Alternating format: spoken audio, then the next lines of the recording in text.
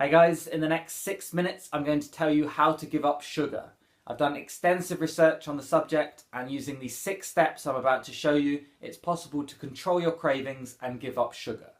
The first thing you need to know is that sugar is addictive. Some doctors believe that it is up to 8 times more addictive than cocaine. So how do you deal with something that's addictive?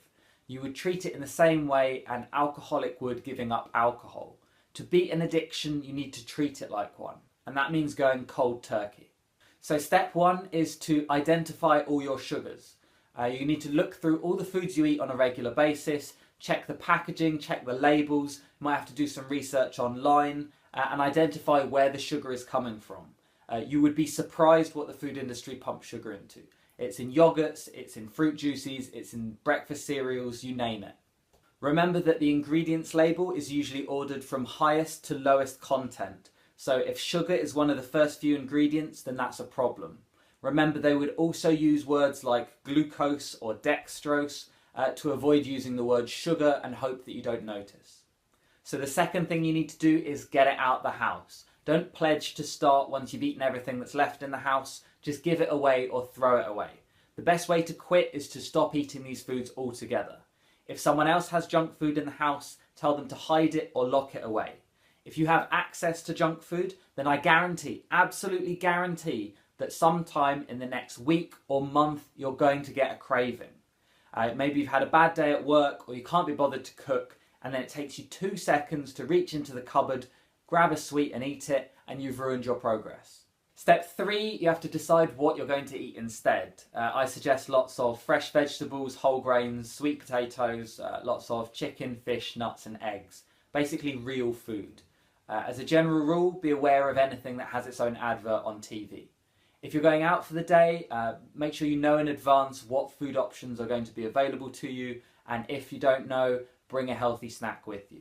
Step 4, no cheating. A lot of people only like to limit their sugar, maybe even scheduling in a cheat day or a cheat meal once a week. If you're having the food once a week, then once a week you're reminding your brain and your body what it is you're trying to give up, and every time you eat it, you're setting yourself back to square one. Another problem with these cheat meals is you're thinking of these bad foods as a treat for yourself. Since when is diabetes and obesity a treat for your body? Can you imagine an alcoholic going a whole week without drinking, and then to celebrate he's going to have a few shots of vodka as a treat for himself? It sounds insane when you put it like that, but that is exactly what you're doing with sugar. Step 5 is to know your enemy. The food industry use advertising to make you think that sugar is some sort of reward for yourself. They've made it a dominant part of Easter, Halloween and Christmas, as well as the go-to gift at birthdays and Valentine's Day. If you enter most shops nowadays, you'll notice that the front counter is littered with chocolate. That's because to the shopkeeper, it's easy money from impulse buying because they know that you're hooked. What the marketing is doing is trying to plant an idea in your head that their food is desirable. So pay attention next time you see junk food advertised. Everyone's happy, everyone's smiling, having a good time, nobody is overweight, and words like indulgent, creamy and smooth are just being thrown around. The adverts are normally full of actresses, skinny ones, and they're treating themselves to chocolate or ice cream because they deserve it. Yes, sugar sets off the pleasure centres of the brain, but that's where the benefits stop. You get a brief sensation while you're eating it, but that's normally followed by disgust at having given in to temptation and regret that you ate it. So when you're next hungry, try this. Imagine your future self at the end of the day. Looking back at this meal, what food choices can you make that you're not going to later regret? Don't think about what you crave and what you desire right now, because that decision is clouded by addiction.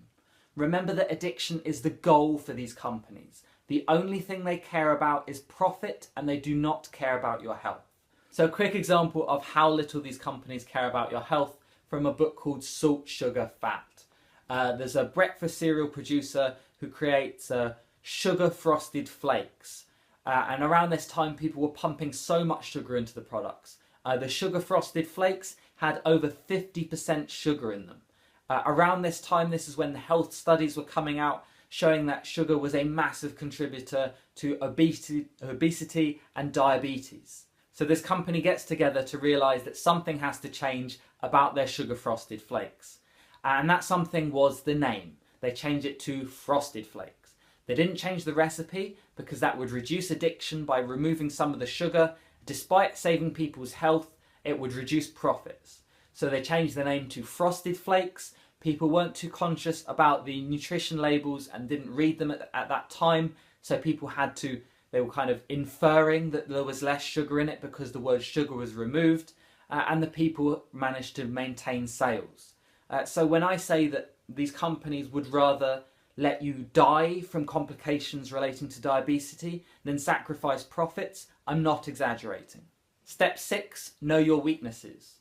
Did you know that you are more likely to eat junk food when you are hungry, angry, lonely, or tired?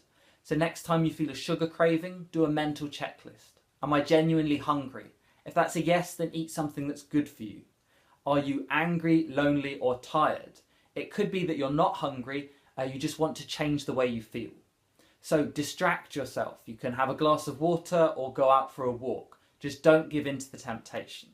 A great way to tell if you're an emotional eater is if you have a craving for a specific food. If you think, oh, I could really go for some chocolate right now, there's your clue. Now remember who the enemy is, marketing, and they're targeting your weaknesses. Hungry, eat a Snickers. Tired, McDonald's will serve you without having to get out your car. Lonely, Cadbury's have just released a yogurt called Pots of Joy. They know exactly what they're doing, and that's targeting your health in exchange for profit. You have to wake up and realise the food industry is not your friend. Bonus tip. In the supermarket, do not go down the junk food aisle. I repeat, do not go down the junk food aisle. Can you imagine an alcoholic going down the beers, wines and spirits aisle and expecting not to see anything he likes or she likes? It's unrealistic, so don't do it. Cutting out sugar is a difficult thing to do. If you didn't have the willpower to stop you getting to where you are now, it's going to take more than a token effort to get you back to where you need to be. So get rid of all the junk food in the house, don't go near it in the shops, and certainly don't schedule it in as a cheat day or any kind of reward. You need to start thinking of sugar as an addictive habit that you need to kick, and you need to start thinking of these marketing companies as evil drug pushers trying to get you back on their product. There will be intense cravings, there will be withdrawal symptoms, just like a drug. On average, these last 2 to 4 weeks and then they fade. Just try to be strong every day and eventually you'll have the strength to say no every time. Thank you for watching. I wish you all the best in your efforts. Enjoy the rest of your day.